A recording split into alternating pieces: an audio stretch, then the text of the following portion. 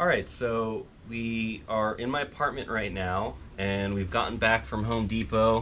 We have our 6-foot boards here, and we need to start cutting them, but we don't want to just like cut one directly on the floor and potentially damage whatever floor, whether we're renting an apartment or we're at our parents' house or what have you.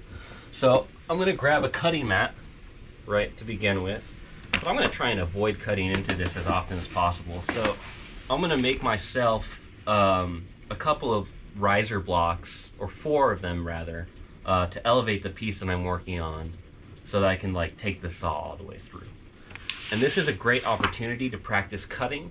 With this project, we're going to end up with about 4 extra feet of board, and so you can practice making cuts until you feel pretty comfortable with the saw. We're going to start without having a line, and then we'll work towards cutting to a line. So I'm going to just take the top board of my stack. I'm going to take my saw. My saw probably, it looks like this, doesn't have a spine. There's no rigid piece that goes through it, but there is 2 different sets of teeth. You can see the one closest to you is what we're going to call the rip teeth, and the one on this side that are smaller are called the crosscut teeth, and they effectively cut the board in 2 different directions. So if we're cutting across the grain like this, we want to use the smaller teeth or the crosscut teeth. And with this project we won't be doing this, but if we happen to be cutting the board this way along the length of it, we're going to want to use the opposite side, the rip teeth. Okay? And so when I start my cut, you know, on the floor, might be really uncomfortable for some of us. So you can put like a blanket down maybe to pad your knees or something. But I want to hold the saw before I get there. You also notice the cross section of the handle is oval. So that is to give your body a sense of orientation to the tool while you're using it. So when I hold it, I can kind of tell when it's up and down, it's not at an angle, right? It's not this way because the handle has a shape to it. So I'm going to hold it onto the side of my body. I'm going to hold it kind of in the middle of the handle of the saw. And depending on if we're starting a cut or if we're trying to really work through something with less accuracy, we will change our grip, but this is a great place to start. So when I'm holding the saw and I'm going to make a cut, I want to make sure that the path the saw is traveling is along the side of my body. I'm not accidentally hitting my body as I'm pulling it towards me. These Japanese style saws, they cut only on the pull stroke. A Western style saw that has a handle that we hold like this, those cut on the push stroke, okay? And so the saw's not doing anything, this saw is not doing anything when I push it. It's only doing something when I pull it. So I want to be able to move my body at my elbow and keep the saw as straight and perpendicular to the piece as possible. So when I start a cut, I'm going to start on the push stroke. You'll see that it does kind of do something to the wood when I push it, but not a lot. But if I pull it, it cuts a much deeper groove. Okay? And so when I start my cut, I'm going to touch closer to the end of the saw blade, and if you come around to this side, you're going to see I'm going to put my thumb really close to where I want to cut, just to guide the saw. And I'll start pushing, and then I'll start pulling. And sometimes if it gets caught up, just push it a little bit, and then you can start pulling it again. I'm not holding the saw at the handle super tight. It's almost like I'm giving someone a loose handshake, right? I can just control the saw, but I'm not gripping it tense. It's really easy too when we push the saw to bend the plate, and we want to avoid that. So we want to gently push it forward and then give it a little more energy when we're pulling it. And I'm kind of just doing that every time. I've taken my hand and I'm not holding it right against the plate of the saw anymore, but I am still controlling the piece as I'm making my cut. I just want to make sure that it doesn't hit my floor. You see that? I kind of did that. So it's really easy, especially when we're learning, to get carried away in all of this. and accidentally flex our saw blade.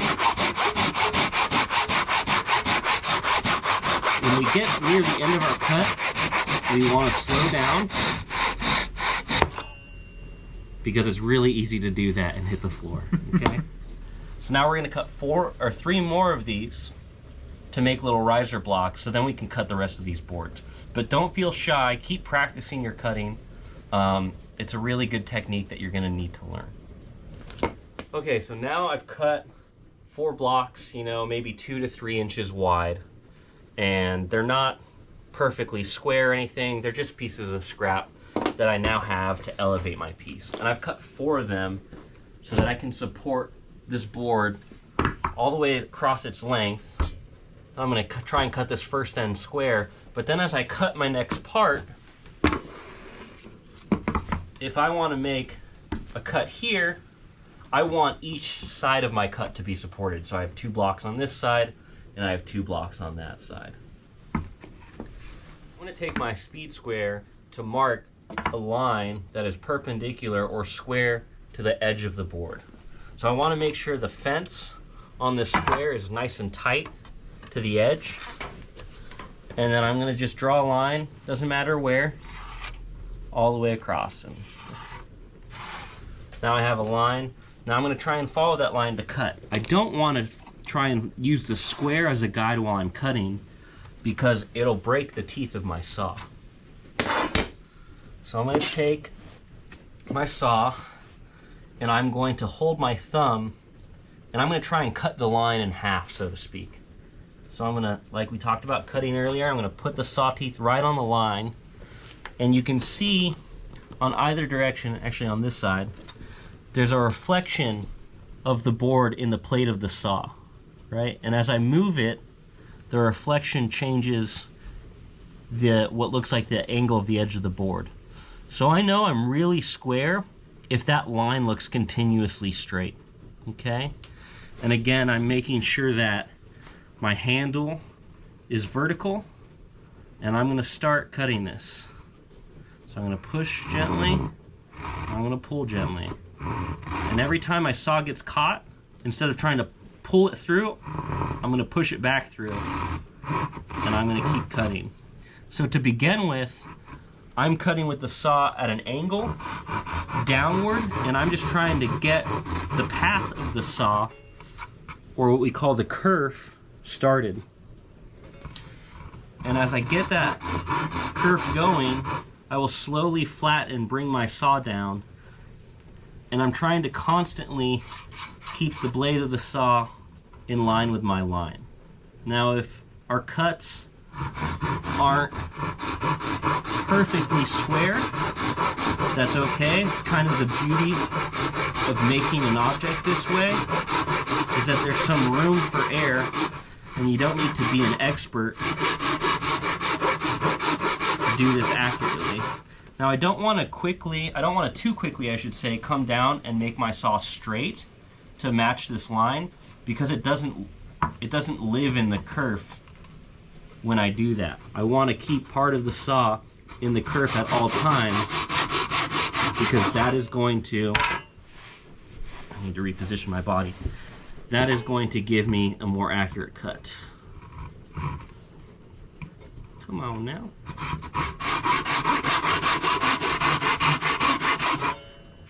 So see how I skipped out of there by bringing it down too fast? You can even see I've marked slightly the ends of the boards. Again, that's fine.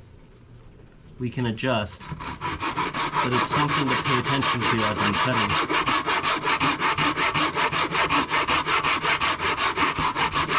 Once I've created a curve all the way across the board, I can bring the saw down and cut flatter. Okay, but I still am going to keep a slight angle because the saw works best when it's cutting the least amount of material. Now I'm noticing that this little section of board that I'm cutting off is kind of hard to hold, so don't be afraid to give yourself a little more meat when you're making this first square cut.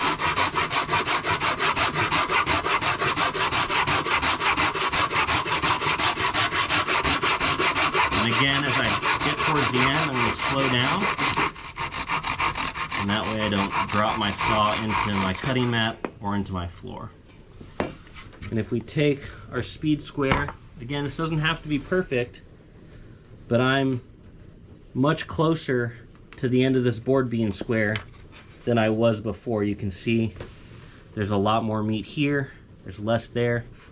When I bring it back here, it's almost an even parallel line to my square. So now we're going to talk about measuring our parts. When we're taking a long board and we're cutting it down into pieces, we typically want to start by cutting our longest pieces first. In case we make a mistake, we can then take a long piece and make it a shorter one. And that's kind of guaranteeing that we're going to have enough material when we get to the end of all of our cuts. Okay. And so we're going to talk about using a tape measure. There's a separate video on how to read a tape measure, so I'm not going to quite get into that today. But there are some things that we want to be cognizant of when we're using it on our board. So as I stretch this out here, I'm using the lock to hold it where I want. I want to make sure it's pulled top to the end. And before I make a mark on my board, I also want to make sure that the length of the blade of my tape measure is parallel to the edges of the board. I don't want to measure like this, because I'm going to get a slightly different measurement than if I measure this way. And that all lends itself to trying to be as accurate as possible. So my longest piece for this chair is 19 3/4, so I'm going to pull the tape out to 19 3/4. I'm making sure it's parallel. I'm holding it down to the board tightly, and I'm kind of pushing my fingers to the right so that I can make sure that the hook is nice and taut at the end of the board. And then I'm going to make a mark just like this, trying to be as parallel to the, you'll see I'm even making a mark in the wrong space, but that's okay. Trying to be as parallel to the line on the tape measure. A lot of people might take and make a mark like that, which is also a really great way to be accurate. So I know that if I'm looking at these two lines, you know, their convergence, where that arrow is the mark that I'm trying to reference, not maybe way out here. Okay, so I said 19 3/4 is my actual mark. So I'm gonna make my little mark right there and remove the tape measure. And just like we drew a square line with our speed square earlier, I'm gonna do another one. Okay, I like to take my pencil and put it on my mark and then gently slide the square up to it. And then again, I'm just gonna push it back down on the edge to make sure that the square is nice and tight. And then I can go ahead and mark my line. Okay. So the square, when we're just using the fence tight to the material, is giving us a 90-degree angle. But if we want to cut an angle that's not 90 degrees, on this long edge of the square, there are numbers 5, 15, 25, etc., with many tick marks in between, and these are all angles. It also says here pivot with an arrow pointing to the corner of the square, and so I want to hold that pivot point tight to the edge of the board. But then if I say wanted to cut a 15-degree angle, I would take and move this until the line at 15 was touching the edge of the board. So the 15 mark is lined up with the edge of the board, the pivot mark is tight to the edge of the board, and now I can accurately mark a 15-degree angle. So now I have the line that I marked square on my board to the measurement I want to cut. Now I'm going to move this like we talked about so that my material is supported on both sides of the cut. Because of the thickness of my cutting mat, this wants to teeter. But when I put the weight of my hand here on the piece, it's going to hold it still. And as I cut through the board, it's going to take those two boards, and gravity is going to push them apart like that, as opposed to pushing them into each other like this. And that's what we want. So again, I'm going to get myself into a position that is comfortable for my knees, for my body, for my arm to move. I'm going to hold my thumb nice first, actually, I like to set the saw where I want to start. And then I'll put my hand, my thumb there to meet my hand. And then I'll check maybe what my line looks like by placing my saw flat on the board, or by looking at the reflection in the plate to see that it looks like it's going into infinity, nice and straight. And I'll start my cut on the push. And if I push and then try to pull and it doesn't want to give, I need to keep pushing until I get it and start cutting. And if you're gripping the saw too tight or you're trying to yank on it too hard, it's not going to feel nice and smooth.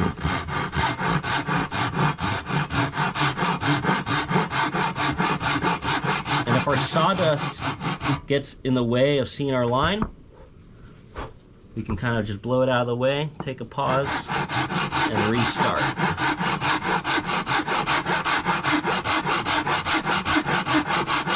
And the more you practice this, the easier it will become. Okay? Once I have plenty of curve for my saw to live in, I can move my hand out of the way and just keep pressure on the board to hold it down. And then I can continue my cut.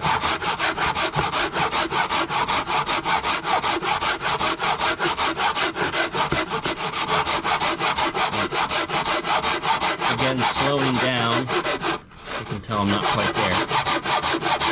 And as I get closer,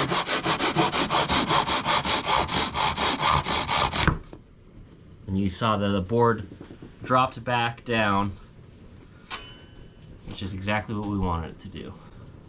So, if we have a space to work that is up on a table, so much easier for the back and for the knees to do so. But we want to just like be aware of a couple of things. So if I move my stuff up here,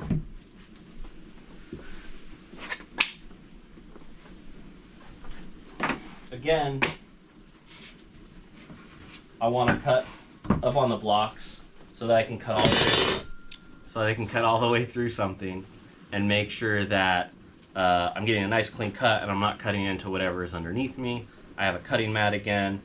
But if we have a really long board and we're cutting it in half, it has the possibility to fall off the table after we make that cut. So that's just something we want to be aware of. And maybe that means that instead of cutting our boards to our exact length, we might cut them all a little bit longer to make them manageable sizes, and then we'll go back and make that final cut to its end length.